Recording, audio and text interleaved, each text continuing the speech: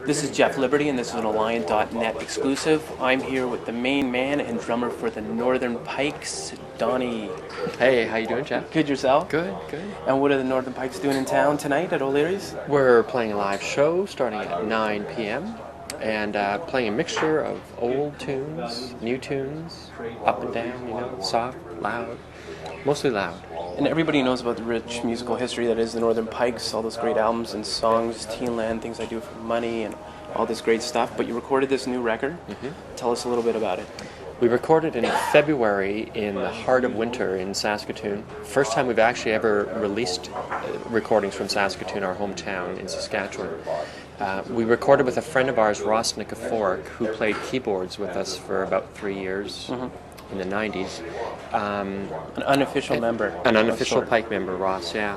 And it was a lot of fun. We co-produced it with him, so there was really just the four of us in the band and Ross. And we're usually involved with many more people, record industry people and producers. So this was, I think, the truest sounding Pikes record of all. Right. And it was fun. We didn't really get too stressed out over thinking things, and you know, we tried to do it quick, and we did it quick, and we're happy with it.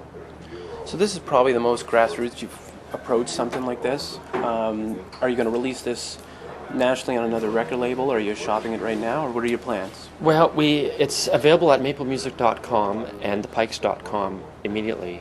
Also at our gigs, we sell them there. We are negotiating with a couple of different labels. We just want help. We want, you know, a proper distribution deal to get it in the stores and available to the public on a city-to-city basis versus just the internet. So hopefully that will happen within a couple of weeks, and we'll be off and touring the countryside. As a band, do you feel more comfortable with the artistic control you have because you make all the decisions, whether it be creative, business-wise? Are you comfortable in that position? Yeah, very much so. Over the last 3 years that we've been together, we've pretty much had all the control, which, you know, is nice. I mean, it's nice to work with people too, because the help is great to have. But you know, it's nice that it's coming right back. It's like starting over in a way. We have a goodwill to the name, which is nice. We play a show and people can remember the name. But in other respects, it's like starting from square one.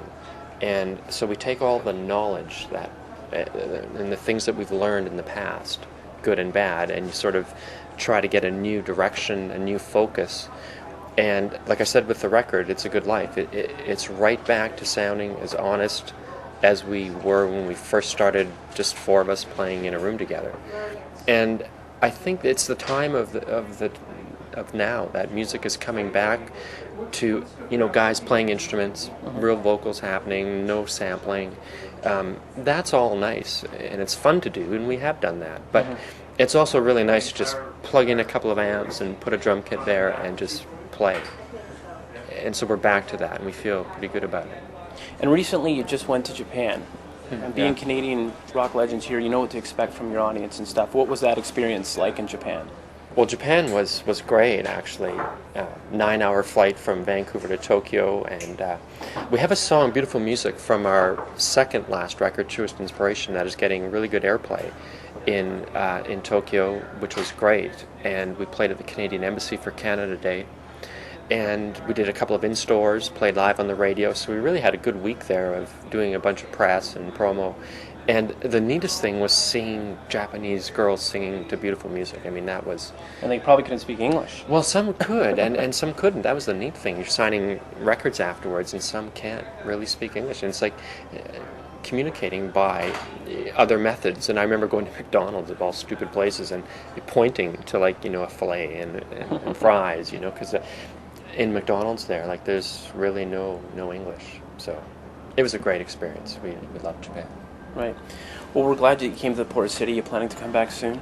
I think so. This is just a start. Like, It's a Good Life came out last week, and we're doing 7 shows in 8 days in New Brunswick and Nova Scotia.